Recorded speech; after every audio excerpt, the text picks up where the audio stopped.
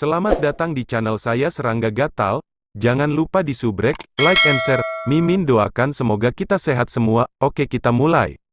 Sekitar setengah jam kemudian, angin perdagangan bunga kembali, dengan sedikit kegembiraan di antara alisnya, berkata, "Tuan, kali ini kami datang secara kebetulan. Malam ini, di Tianshui Villa, 3 mil di luar kota, akan ada perjamuan besar yang dimulai."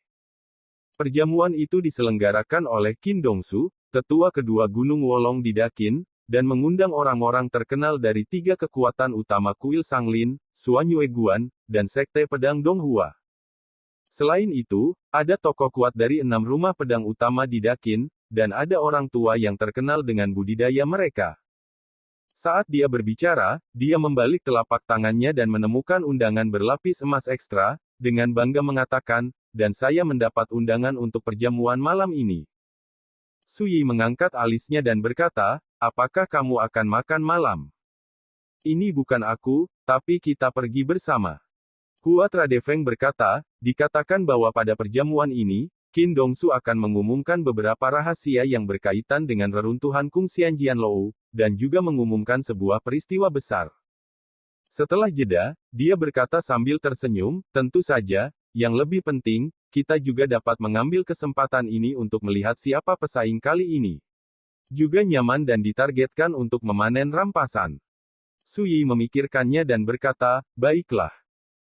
Hua Xinfeng menyipitkan matanya dan tersenyum, dengan riang berkata, "Tuan, sebelum Anda pergi ke perjamuan, Anda harus sedikit menyamar, jika tidak, akan buruk jika seseorang mengetahui identitas Anda.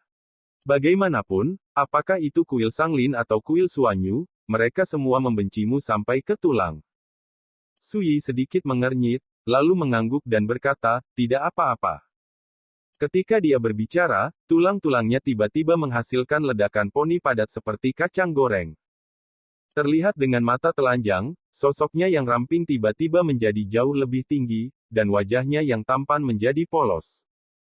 Dalam sekejap mata, dia berubah menjadi remaja biasa, dan bahkan temperamennya yang acuh tak acuh hilang.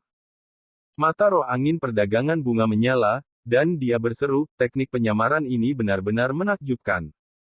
Punyamu juga bagus." Suyi berkata dengan santai. Hua Tradefeng tertegun sejenak, tidak menjawab, tetapi berkata sambil tersenyum, "Ganti dengan kemeja yang pas, dan pertahankan para pembudidaya yang kuno dan tidak dapat mengenali putranya." Suyi tersenyum. Apa yang dia lakukan sekarang adalah, embrio spiritual 1000 perubahan, dari Sekte Iblis, yang tidak hanya mengubah penampilan, tetapi juga nafas dan pesona tubuh. Kecuali seorang biksu spiritual agung yang telah menyempurnakan platform jiwa, dan memadatkan kesadarannya, orang lain tidak akan pernah bisa melihat melalui kamuflase ini. Villa Tianshui sudah terang benderang, dan sekelompok pelayan dan pelayan melewati kerumunan seperti bunga dan kupu-kupu. Ketika Suyi dan Hua Xinfeng, yang telah berganti jubah putih, tiba, sudah ada banyak tamu terhormat di villa seluas puluhan hektar. Tidak hanya tokoh besar dari kuil Sanglin, kuil Suanyu, dan Sekte Pedang Donghua, tetapi juga keluarga Kekaisaran Dakin, 6 istana pedang besar, dan para tetua terkenal dari seluruh dunia. Di antara tamu-tamu ini, ada juga prajurit, tetapi yang terlemah adalah seni bela diri bawaan, dan kebanyakan dari mereka adalah orang-orang kuat yang telah memasuki jalan Yuandao. Adegan seperti itu dapat dianggap sebagai peristiwa spiritual yang hebat. Di tengah Tianshui Villa adalah platform batu giok terbuka yang besar di mana banyak meja dan kursi telah dipajang. Perjamuan belum benar-benar dimulai. Suyi melihat sekilas bahwa Lan Su dan tuannya, Yang Mulia Tuan Yunlang, sedang duduk di kursi depan.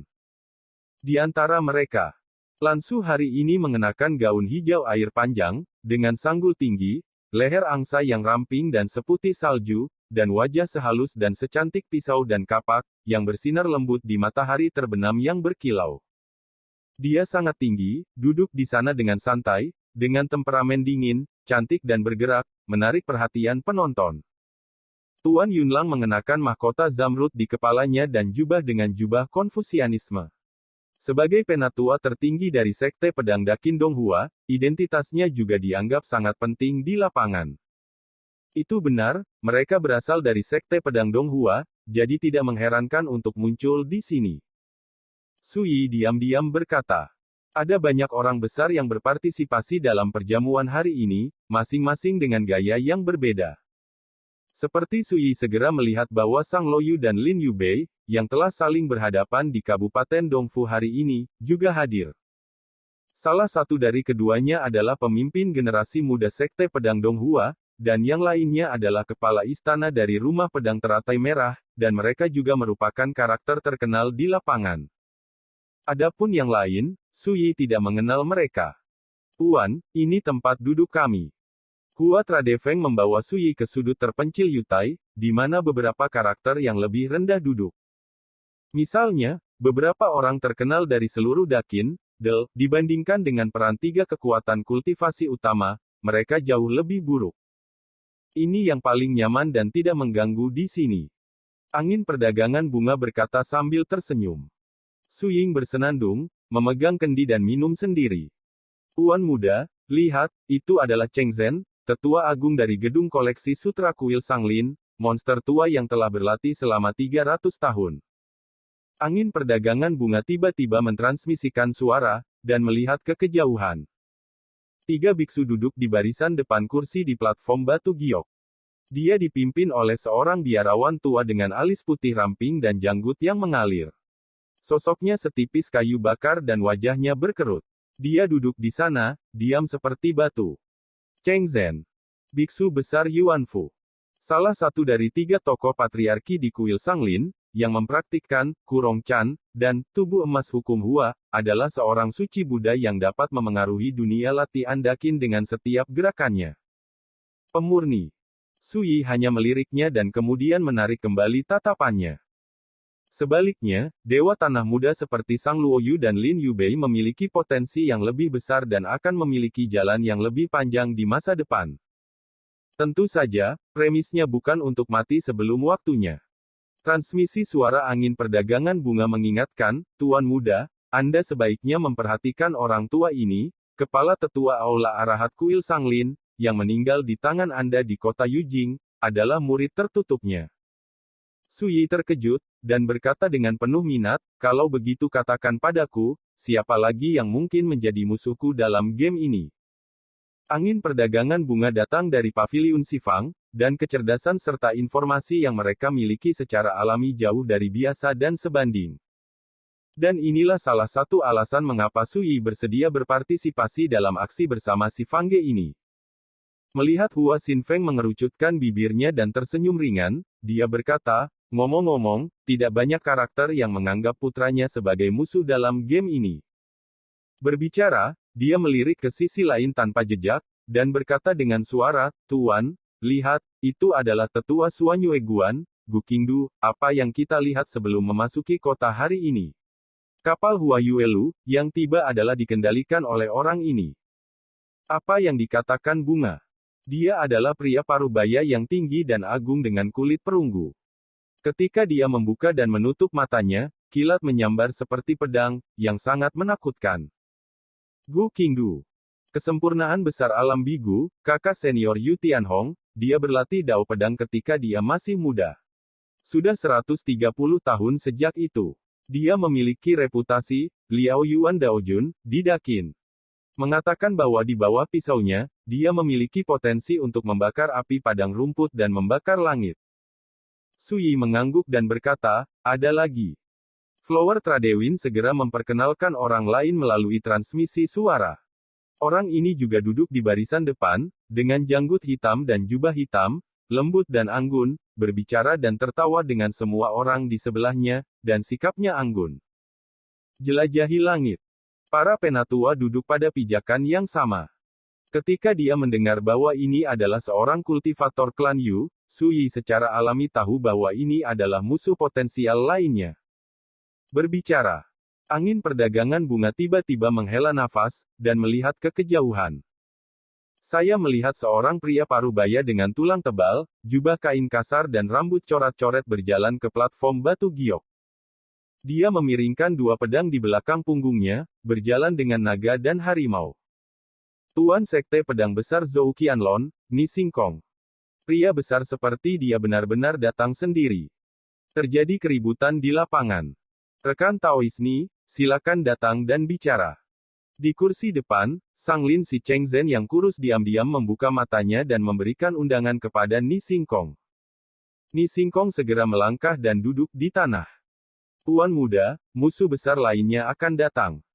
Mata Hua Xinfeng aneh, Ni Singkong tidak sederhana, 19 tahun yang lalu, dia adalah salah satu dari sedikit biksu di negara bagian Inedia da Zhou, dan selama 19 tahun ini, dia berada di sekte pintu tertutup, dan tidak ada urusan dunia, dikatakan bahwa dia sedang bersiap untuk menerobos ranah Yuanfu. Tapi kamu harus hati-hati, nak. Menurut informasi yang dikumpulkan oleh Paviliun Sifang kami, 19 tahun yang lalu, Ni Singkong dan Si Feng Liu pergi ke kedalaman Gunung Qingteng. Setelah Qingteng Yaoshan kembali, Ni Singkong memilih untuk mundur. Mendengar ini, Su Yi mengangguk, menunjukkan ekspresi seperti yang dia harapkan, dan berkata, tidak heran aku melihat sesuatu yang salah dengan auranya sebelumnya, jadi dia juga seorang pembantai. Hua Tradefeng tertegun, seolah terkejut, dan berkata setelah beberapa saat, Tuan muda. Anda bisa melihatnya sekilas. Dia mengatakan begitu banyak sebelumnya, tetapi dia ingin memberitahu Su Yi bahwa Paviliun Sifang, melalui berbagai analisis intelijen, mencurigai bahwa Ni Singkong, master sekte dari sekte pedang naga tersembunyi, juga dibawa pergi. Tanpa diduga, Su Yi sudah menyadarinya.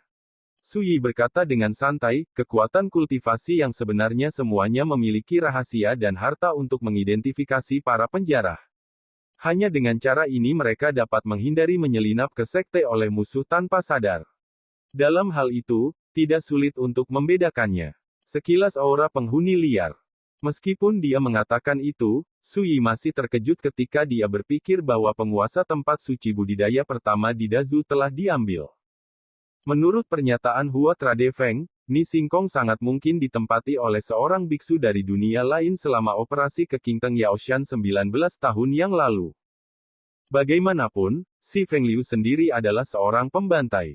Dia pernah memasuki Greenfin Mountain. Jika dia dengan sengaja berkomplot melawan Ni Singkong mungkin akan kesulitan lolos dari malapetaka seperti itu. Mata Hua Tradefeng berbinar, dan dia bertanya dengan rasa ingin tahu, Anda dapat melihat bahwa ada penghuni liar lain di perjamuan malam ini. Su Yi melihat sekeliling dan berkata, masih ada 2 orang. Pupil angin perdagangan bunga sedikit mengembun, siapa? Su Yi segera menunjuk kedua orang itu. Salah satunya adalah pria berjubah emas yang duduk di sebelah sesepuh Gu Qingdu di kuil Suanyu. Orang ini mengenakan jubah topas cerah, dengan kulit yang cerah dan fitur wajah yang tampan. Pangeran ke-6 Qin Fu. Angin perdagangan bunga tidak bisa membantu tetapi tertegun, mengungkapkan warna kejutan. Qin Fu, putra ke-6 Kaisar Qin Besar, bangsawan Tian Huang, berkultivasi di Suanyueguan sejak ia masih kecil. Hari ini, dengan kultivasi seni bela diri bawaannya, ia menempati urutan pertama di antara 8 Kaisar Qin Besar, dan dikenal sebagai seni bela diri bawaan terkuat dalam 1 abad. Tapi Hua Tradefeng tidak pernah membayangkan bahwa identitas bangsawan Qin Fu mungkin telah diambil. Apakah keluarga kekaisaran Qin tahu tentang ini? Suanyueguan orang-orang tua itu, apakah mereka melihat melalui Qin Fu? Angin perdagangan bunga tidak bisa tidak menjadi sedikit linglung. Meskipun Paviliun Sifang menyimpan banyak rahasia di dunia dan memiliki informasi yang sangat baik, mereka tidak pernah memperhatikan bahwa ada penghuni liar seperti itu di keluarga kekaisaran dinasti Qin. Di mana yang lain? Setelah setengah suara, Hua Tradefeng mau tidak mau bertanya. Seharusnya setengah. Su Yi berkata, melihat bahasa Sang Luo dari Sekte Pedang Donghua, wanita ini mengenakan rok kasa hitam, kulitnya lebih baik dari salju, alisnya dingin, dan dia membawa pedang raksasa bermulut lebar. Nafasnya mendebarkan. Bagaimana? Angin perdagangan bunga benar-benar terpana. Di antara rahasia yang mereka kuasai oleh si Fangge, Sang Luo Yu, murid langsung kepala sekolah Sekte Pedang Donghua, sama seperti Dazuyue Sichan, keduanya muda. Karakter legendaris dalam satu generasi jarang terlihat selama ribuan tahun. Menurut informasi yang dapat dipercaya, bahasa Sang Luo berbakat dan memiliki kekuatan garis keturunan yang misterius. Beberapa tahun yang lalu, itu diakui oleh pedang kuno Tianxi dari Sekte Pedang Donghua. Banyak pembudidaya senior tidak bisa mengangkat kepala mereka. Bagaimana mungkin seorang pembudidaya pedang wanita yang begitu cantik menjadi orang yang mengambil rumah itu? Ngomong-ngomong, apa itu penjambret setengah? Flower Tradewin mau tak mau bertanya. Artinya, itu belum ditangkap, tetapi di dalam tubuhnya, ada kekuatan jiwa yang misterius. Suyi berkata dengan santai, apakah Anda ingat iblis yang menangkap Su Hongli? Situasi dalam bahasa Sang Luo mirip dengan Su Hongli. Jika saya membacanya dengan benar, misteri dalam tubuhnya adalah jiwa ilahi, ketika itu berasal dari Yang Agung. Pedang yang dia bawa. Pedang kuno Tianxi. Hua Xinfeng terkejut dan langsung mengerti, ternyata pedang kuno Tianxi dari Donghua Sword Sect diciptakan oleh kepala sekolahnya dari kedalaman Chaos Spirit Sea 30 tahun yang lalu. Bawa kembali, konon pedang ini datang dari reruntuhan kuno yang ditinggalkan oleh Tianxi Lingzong. Tampaknya sementara bahasa Sang Luo dikenali oleh pedang ini, itu juga bersarang di tubuh oleh kekuatan jiwa ilahi di pedang ini. Berbicara tentang ini, dia tidak bisa tidak melirik Suyi, dan dia tidak bisa tidak bertanya-tanya, mata pria ini terlalu beracun, dia bisa melihat begitu banyak misteri dalam sekejap. Saya sedang berbicara pada diri sendiri, dan tiba-tiba suara diskusi di platform batu giok menghilang.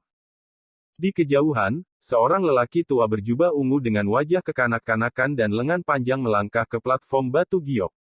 Itu adalah tuan rumah perjamuan, Qin Dongsu, tetua kedua dari Gunung Wolong di Dakin.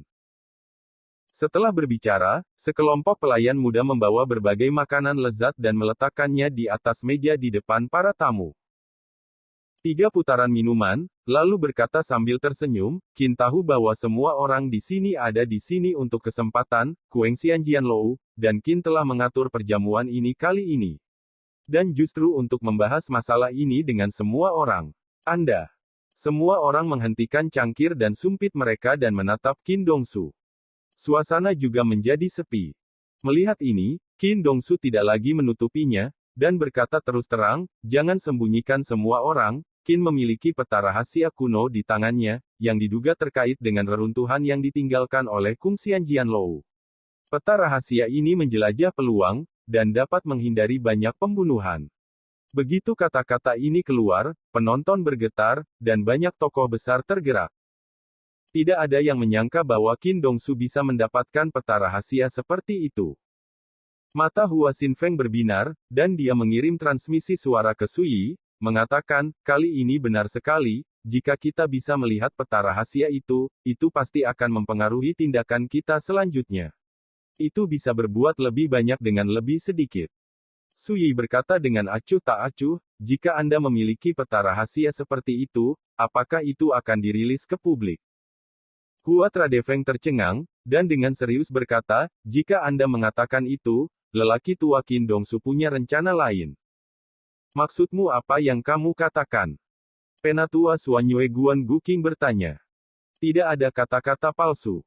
Qin Dongsu tersenyum sedikit. Qin mengadakan perjamuan ini karena dia ingin mengundang beberapa rekan untuk bergabung untuk menjelajahi kekayaan besar ini. Ada keributan di lapangan, dan banyak orang tergerak.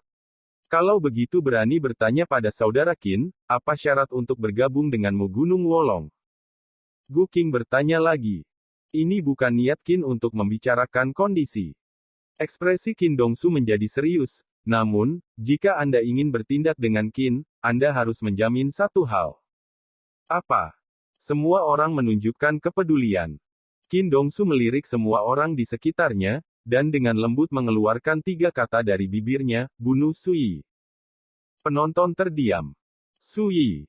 Nama ini sepertinya memiliki kekuatan sihir, yang membuat wajah orang-orang besar di sini sedikit berubah. Pada saat inilah mereka akhirnya mengerti mengapa Qin Dongsu harus membuat peta rahasia itu, intinya adalah menyatukan sekelompok orang kuat untuk berurusan dengan Suyi. Mata Flower Trade Feng sedikit aneh. Dia telah menanyakan tentang berita sebelumnya, mengatakan bahwa pada jamuan makan malam ini, Qin Dongsu akan mengumumkan acara besar, tetapi dia tidak pernah berpikir bahwa masalah ini sebenarnya terkait dengan berurusan dengan Suyi. Ini kebetulan. Sui duduk di sana, minum sendiri, tampaknya tidak terpengaruh. Mungkinkah Sui akan pergi ke Chaos Linghai juga? Seseorang bertanya. Bagus. Qin Dongsu berkata, menurut berita yang diterima Qin, putra ini pergi dari Akademi Tianyuan Dazu 2 hari yang lalu, tidak ada kecelakaan, dia seharusnya tiba di Dakin, dan bahkan sangat mungkin di sini, di Kabupaten Dongfu. Begitu kata-kata ini keluar, ada keributan lain di antara hadirin. Suanyu Guanku tidak akan diam dan melihat masalah Sui. Gu Qing berbicara dengan suara yang dalam, niat membunuh melonjak di matanya. Ini setara dengan pernyataan Dai Suanyue Guan bahwa dia ingin bekerja sama dengan Qin Dongsu dan berurusan dengan Sui bersama. Kemudian Sui membunuh banyak orang di kuil Sanglin saya, dan bahkan Penatua Jihe dibunuh secara brutal. Jika dia berani muncul, kuil Sanglin saya tidak akan menghindarinya. Di samping Cheng Zhen, seorang biksu setengah baya dengan wajah tegas berbicara dengan suara yang dalam, mengungkapkan sikapnya membunuh Sui. Adegan ini juga membuat para pemain besar di lapangan semakin gelisah. Saudara Qin, hitung aku. Anda Zhang Kong, yang ramah tamah dan anggun, berkata dengan acuh tak acuh, saya tidak menyembunyikannya dari semua orang di sini. Kedua kalinya saya datang ke sini, saya melakukan perjalanan langit bukan untuk keberuntungan, tetapi hanya untuk memotong kepala putra Sui ini. Sejauh ini, 3 kekuatan utama Suanyue Guan, kuil Sanglin, dan klan Yu telah menyatakan posisi mereka bersama untuk menghadapi Sui. Ini adalah barisan yang benar-benar menakutkan.